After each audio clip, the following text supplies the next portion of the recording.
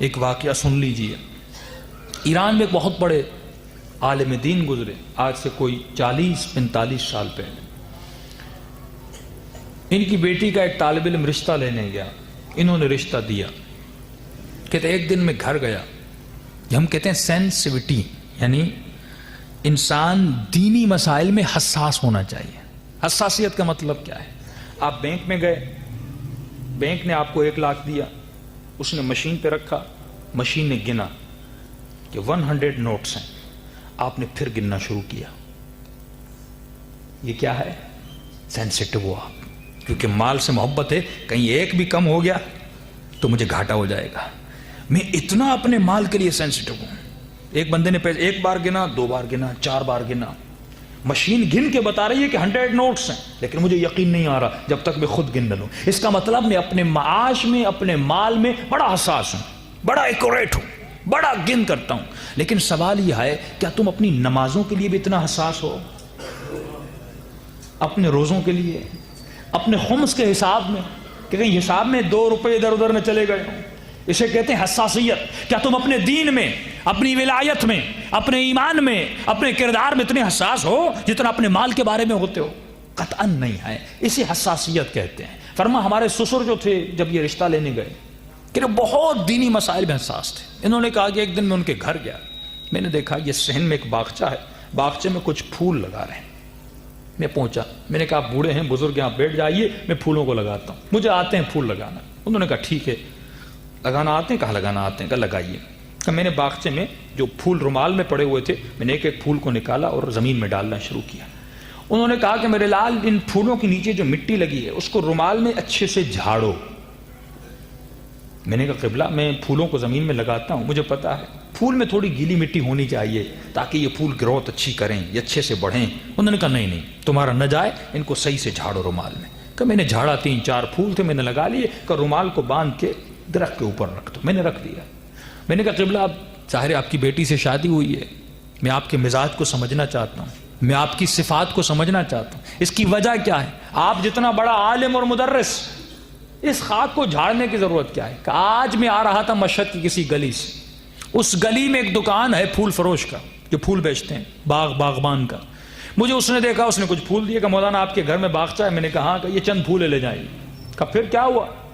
کہ جس زمین پر وہ باغبانی کرتا ہے اور پھول وہاں پہ اگاتا ہے، وہ زمین ہے اوقاف کی. کس کی؟ اوقاف کی. مثلا یہ جو پلاٹ ہے جہاں پہ آپ سارے بیٹھے ہوئے ہیں، یہ کسی مومن نے وقف کیا ہوگا. امام بارگاہ کو وقف کیا جاتا ہے، زمین کو مسجد کے لیے وقف کیا جاتا ہے. اب یہ میرے باپ کی جاگیر نہیں ہے. یہ کس کی زمین ہے؟ اللہ کی زمین ہے. وقف اللہ ہے. میں زمین کی اینٹ بھی اٹھا کے اپنے گھر میں نہیں لگا سکتا، اجازت نہیں، حرام ہے. اس زمین کی مٹی بھی اٹھا کے بغیر اجازت کے، اگر کوئی وقف کا مسئول ہے وہ اجازت دیتا ہے تو ٹھیک ہے. یہ وقف اللہ ہے. کس کے لیے؟ اللہ کے لیے وقف ہے. میں اس کی زمین کی اینٹ، اس کی مٹی اپنے گھر پہ لگا نہیں سکتا. کا زمین وقف کی ہے، اسے زمین دی گئی تاکہ وہاں پہ پھول اگائے، اس کی مٹی ادھر ادھر کرنے کی اجازت نہیں ہے. تو میں احتیاطاً، حالانکہ اس نے خود دی ہے لیکن پھر بھی میں احتیاط کر رہا ہوں، کل یہ مٹی اسے واپس دوں گا تاکہ اسی زمین میں یہ مٹی رکھے. کل خدا یہ نہ پوچھے کہ وہ مٹی تیری نہیں تھی، تم نے اپنے گھر میں کیسے ڈالی. اسے کہتے ہیں کیا؟ حساسیت. اب ایک طرف جب بندہ اتنا سینسیٹیو ہو اپنے دینی معاملات میں، دیکھیے خدا مدد کیسے کرتا ہے. ایک طرف آپ اتنے دین کے لیے سینسیٹیو ہو جاتے ہیں، اللہ کیسے مدد کرتا ہے. کہتا ہے کافی عرصے کے بعد پتہ چلا یہ شدید بیمار ہے، 55 سال کی عمر میں ان کو کینسر ہو. میں ملنے گیا، بستر پر لیٹے تھے اور زار و قطار رو رہے تھے. میں نے کہا قبلہ آپ تہجد گزار، آپ نمازی، آپ پرہیزگار، آپ کیوں رو رہے ہیں؟ آپ کو کیسا ڈر؟ آپ کو موت کا کیسا خوف؟ فرمایا موت سے نہیں ڈر رہا، اپنے پروردگار عالم کے خوف میں گریہ کر رہا. کہ آپ کو کیسا خوف؟ آپ تو متقی، آپ تو پرہیزگار ہیں. کہ میرے لال میرے سر پر قرضہ ہے، مر رہا ہوں، پیسے نہیں دیے، میرا کوئی بیٹا بھی نہیں جو میرا قرضہ ادا کرے، قرضہ بہت زیادہ ہے، یہ سوچ کے ڈر رہا ہوں اس قرضے کا وزن اپنی پیٹھ پہ اٹھا کر علی کا سامنا کیسے کروں گا؟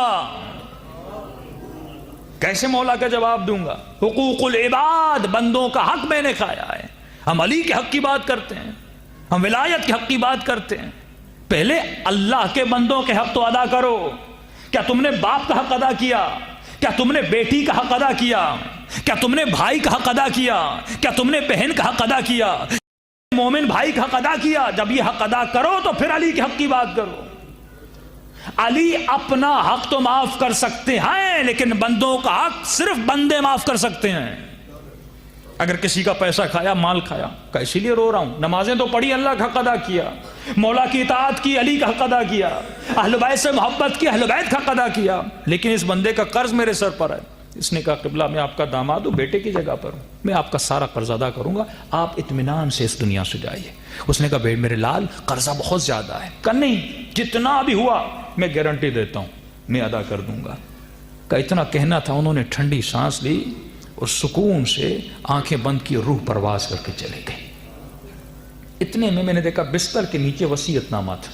میں نے وصیت نامہ اٹھایا، وصیت نامے میں تقریباً اس زمانے میں کوئی 20,000 تومان قرضہ تھا ان کے اوپر، اور کہتے ہیں کہ میرا ماہانہ جو شہریہ جو مجھے وظیفہ ملتا تھا وہ تھا تقریباً 20 تومان، اور قرضہ کتنا تھا؟ 20,000 تومان۔ یعنی آپ 20,000 کمائیں، 20 لاکھ آپ کو ادا کرنے ہوں۔ اس نے کہا میں نے زبان تو دے دی کہ میں ادا کروں، لیکن کیسے ادا کروں؟ لیکن کیوں کہ میں نے زبان دی تھی، میں نے وعدہ کیا تھا، اور معصوم فرماتے ہیں جو وعدہ خلافی کرے وہ علی کا شیعہ ہو ہی نہیں سکتا۔ لمن لا عہد لا دین لا، جس کا عہد و وفا نہیں ہے اس کا دین اور ایمان بھی نہیں ہے۔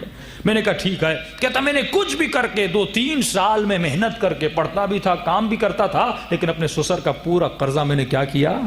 ادا کر دیا۔ جب آپ دین میں سینسیٹیو ہوتے ہیں تو خدا داماد بھی ایسا دیتا ہے۔ یہ کون دے رہا ہے؟ جب رسول دین اسلام کے لیے محنت کر رہے ہیں تو خدا داماد بھی علی مرتضیٰ جیسا دے رہا ہے۔ دوسروں کو تو ہم مانتے بھی نہیں ہیں، تو وہ محنت کا صلہ تو علی کی صورت میں ملنا چاہیے۔ تو جب آپ محنت کرتے ہیں تو صلہ کیسا ملتا ہے؟ ایسا ملتا ہے کہ میں نے قرضہ ادا کیا۔ ایک دن صبح سویرے گھر کے صحن میں اپنے درس کا مطالعہ کر رہا تھا، دروازے پہ دستک ہوئی، کہ میں نے دروازہ کھولا، کیا دیکھا؟ میرے سسر کی ہمشیرہ، میری بیوی کی پھپھی، بوڑھی خاتون و متقی و پرہیزگار خاتون تھی، وہ دروازے پر موجود ہے۔ میں نے کہا اندر تشریف لائیے۔ کہا نہیں بہت جلدی آپ سے کام ہے اور مجھے جانا ہے۔ کہا کیا کام ہے؟ کہ کل رات میں نے اپنے بھائی کو خواب میں دیکھا۔ کیا دیکھا؟ کہ خواب دیکھتی ہوں کہ میں خواب میں کئی دفعہ اس کی قبر پہ اس سے ملنے جاتی ہوں، لیکن وہ مجھ سے ملتا نہیں ہے۔ ایک دن بیٹھی، بہت انتظار کیا، انتظار کرنے کے بعد میں نے کہا بھائی مل نہیں رہا، میں قبر سے اٹھ کے جانے لگی۔ اتنے میں دیکھا دور سے میرا بھائی دوڑا دوڑا رہا ہے۔ اس نے کہا بہن بیٹھو بیٹھو۔ میں نے کہا بھائی کہاں ہو؟ کتنی دیر سے آپ کی قبر پہ بیٹھی ہو اور آپ مل ہی نہیں رہے۔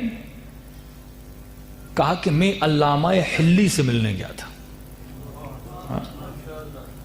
اتنے بڑے عالم دین، کہا ان سے کیوں؟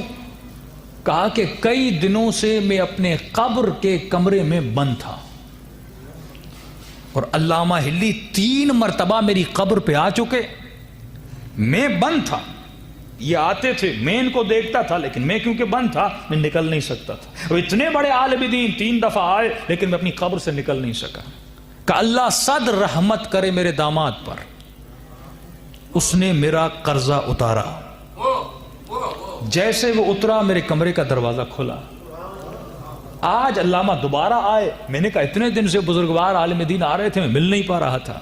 یعنی اس کا مطلب اگر سر پر قرضہ ہے، حسین ملنے آئیں گے، اجازت نہیں ہوگی ملنے کی۔ اپنے قرضے کے تالے میں بند ہو گئے، اپنے گناہوں کی دلدل میں بند ہو جاؤ گے۔ اہل بیت شفاعت تبھی کریں گے جب ان سے سامنا ہو، شفاعت تبھی ہوتی جب ان سے ملو، لیکن اگر تم گناہوں کی دلدل میں پھنسے رہو گے۔ فرمایا آج مل لیا۔ میں نے کہا اتنا بڑا عالم دین 3 مرتبہ آ چکا، آج مجھے جب آزادی اور رہائی ملی ہے تو ملوں۔ کہ میں ان سے باتیں کر رہا تھا، دور سے تمہیں بھی دیکھا کہ تم میری قبر پر آئی ہو۔ اب میں نے کہا قبلہ سے باتیں کر لوں، جب تم جانے لگو گی تو میں دوڑے دوڑے آؤں گا۔ کہ بھائی بہت شکریہ۔ کہ اب جب دوبارہ میرے داماد سے ملنے جاؤ، اسے کہنا مشہد کے فلاں دکاندار سے جا کر مل لے۔ کہ بیٹا بس یہی پیغام دینے آئی ہوں کہ فلاں سمسار کپڑے بیچنے والا جو دکاندار ہے اس سے جا کر مل لینا. اس نے سوچا یقیناً کوئی اور قرضہ ہوگا. دیکھیے یہ چیز اللہ ہر کسی کو عطا نہیں کرتا. میں مر جاؤں میرے سر پر قرضہ ہو, مجھے اجازت ملے یا نہ ملے اپنے بیٹوں کو بتاؤں, مجھے اجازت ملے نہ ملے اپنے اہل و عیال کو بتاؤں. یہ اجازت بھی ان کو ملتی ہے جنہوں نے زندگی اللہ کی اجازت کے ساتھ گزاری ہے.